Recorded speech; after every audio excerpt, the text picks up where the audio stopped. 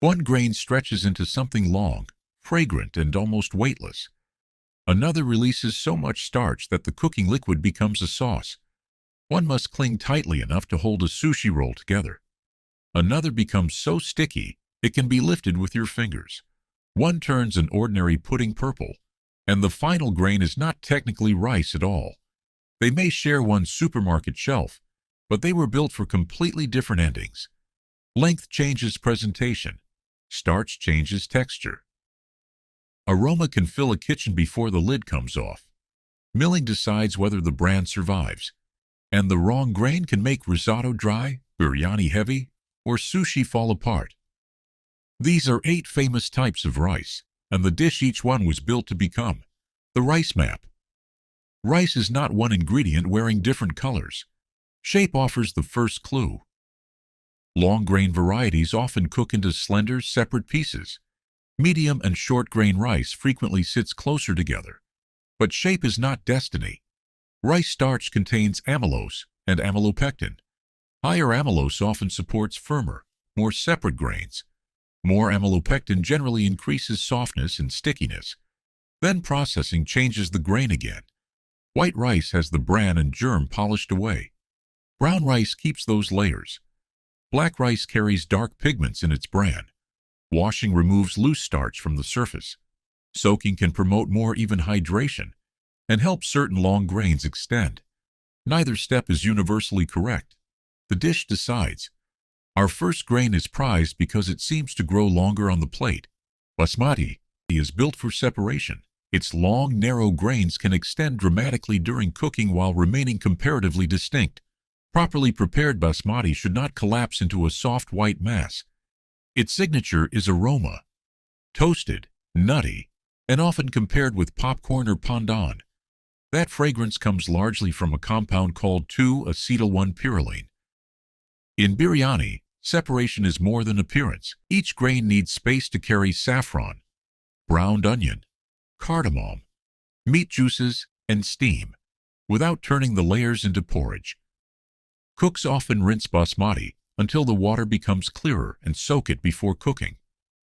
For many biryanis, the rice is partially boiled, layered with the other ingredients, then finished in a tightly sealed pot using the dum method.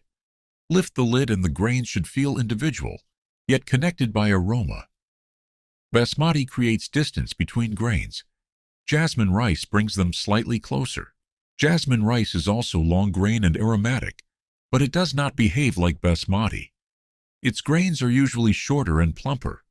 Once cooked, they become soft, moist, and gently cohesive rather than dramatically separate.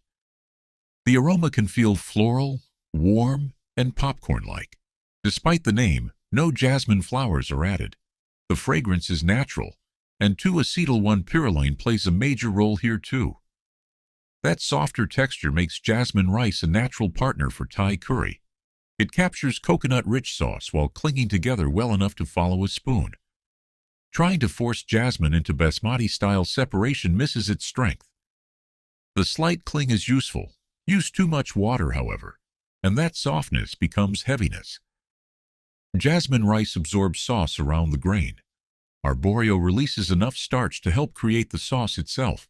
Arborio looks almost like the opposite of basmati. Its grains are short, broad, and pearly. During cooking, starch moves from the grain into the surrounding liquid while the center can retain a firm bite. That contrast gives risotto its identity. Fluid and creamy around the rice, structured inside it. The creaminess does not require a flood of dairy. Stock and release starch build the sauce before butter and cheese provide the final richness. The ritual is gradual. Toast the rice, add wine if desired. Introduce hot stock in stages, and stir often enough to keep everything moving without crushing the grains. Arborio is widely available, although carnaroli and violone nano are also prized for risotto. Use ordinary fluffy long-grain rice, and the sauce struggles to develop. Overcook arborio, and the firm center disappears. Risotto celebrates starch and motion. Sushi rice uses stickiness for control. Sushi rice is not simply any white rice placed beneath fish. Japanese short-grain rice cooks into tender, glossy grains that cling together without becoming a shapeless paste. After cooking, the rice is seasoned with a mixture based on vinegar, sugar, and salt. That seasoning supplies brightness, balance, and much of the flavor beneath every topping. The hot rice is folded gently rather than mashed. Traditional fanning helps release steam, cool the surface, and create its familiar sheen. For nigiri, the rice must hold the pressure of the hand, support the fish, then separate gently in the mouth. Inside a roll, it must survive cutting and lifting without spilling across the plate. Long-grain rice may taste perfectly good, but its loose structure fights the job. Sushi rice clings while preserving recognizable grains. Glutinous rice takes cohesion much further and contains no gluten despite its name. Glutinous rice is also called sticky rice or sweet rice. Glutinous describes its glue-like texture, not gluten. Plain sticky rice is naturally gluten-free. Its starch contains very little amylose and is dominated by amylopectin, allowing the cooked grains to bind tightly. Many traditional preparations soak the rice for hours and steam it instead of boiling it in excess water. In mango sticky rice, that structure becomes dessert. Warm rice absorbs sweetened coconut milk while retaining enough shape to sit beside ripe mango. A little salt keeps the sweetness from tasting flat. The same rice appears in savory dishes, dumplings, and festival foods across several Asian cuisines. Treat it like ordinary long-grain rice, and the result may become confusingly dense. Respect its texture, and it becomes almost architectural.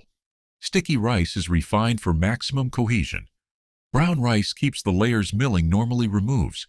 Brown rice is not one special botanical variety. It is rice with the inedible hull removed but the bran and germs still attached. Polish away those layers, and brown rice becomes white rice. That changes more than color. Brown rice usually cooks longer, feels chewier, and tastes nuttier. Its bran also retains more fiber and several micronutrients than polished white rice.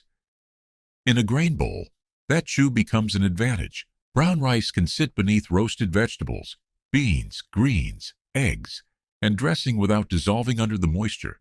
The germ and bran contain natural oils, which also shorten storage life. Brown rice can develop stale or rancid flavors sooner than white rice, especially when stored somewhere warm. It is not ideal for every recipe. Biryani may lose delicacy. Risotto may resist creaminess. Brown rice keeps a familiar tan bran. Black rice turns the outer layer into the most dramatic color in the pot. Black rice rarely stays black. As it cooks, pigments in the outer layers turn the grains, and often the surrounding liquid, deep purple. Those pigments include anthocyanins, the same broad family responsible for red, blue, and purple colors in many plants. That does not make black rice medicine. It does make the color real rather than decorative dye. Because black rice is commonly sold with its bran intact, it has a chewy texture and a nutty, slightly earthy flavor. It often needs more time and water than polished white rice. In purple rice pudding, coconut milk, sugar, and salt soften that earthy character, while pale coconut cream makes the color look almost unreal. Black rice does not disappear inside the dessert. It becomes the visual center. Our final grain is also dark, long, and chewy, but belongs to another botanical genus. Wild rice is the outsider. The wild rice commonly sold in North America usually comes from Zizania, an aquatic grass genus, rather than Oryza, the genus of Asian rice. Its grains are long, dark, and needle-shaped, with a chewy exterior and an earthy toasted flavor. During cooking, many split open to reveal a pale center. That structure makes wild rice excellent for stuffing. It stays distinct among mushrooms, onion, celery, herbs, nuts, dried fruit, or sausage, instead of vanishing into a soft mass. Cultivated wild rice and traditionally harvested manumin can differ in appearance, flavor, price, and cooking behavior. For Ojibwe people around the Great Lakes, manumin is far more than an unusual grain. It remains culturally, spiritually, and ecologically important. And watch supermarket blends. Some contain only a small proportion of wild rice mixed with ordinary rice. The ingredient list reveals what the front image may hide. Wild rice refuses to behave like ordinary rice because, botanically, it never was. Basmati moves toward biryani because its long grain stays separate. Jasmine moves toward Thai curry because its gentle cling captures sauce. Arborio moves toward risotto because its starch helps become the sauce. Sushi rice moves toward a roll because it holds together. Glutinous rice moves toward mango sticky rice because cohesion is the entire point. Brown rice moves toward a grain bowl, where its chew survives heavy toppings. Black rice moves toward purple pudding and turns dessert into a color transformation. Wild rice moves toward stuffing because its earthy flavor and firm structure refuse to disappear. One safety rule applies to all 8. Uncooked rice can carry spores of Bacillus cereus that survive cooking. If cooked rice remains warm for too long, the bacteria can grow and produce toxins. Some of those toxins resist reheating. Cool leftovers quickly in shallow containers. Refrigerate them promptly and reheat until steaming hot. The best rice is not the rarest or most expensive grain. It is the one whose aroma, starch, and structure match the ending you want. If you could keep only one of these 8 in your kitchen, which rice would survive?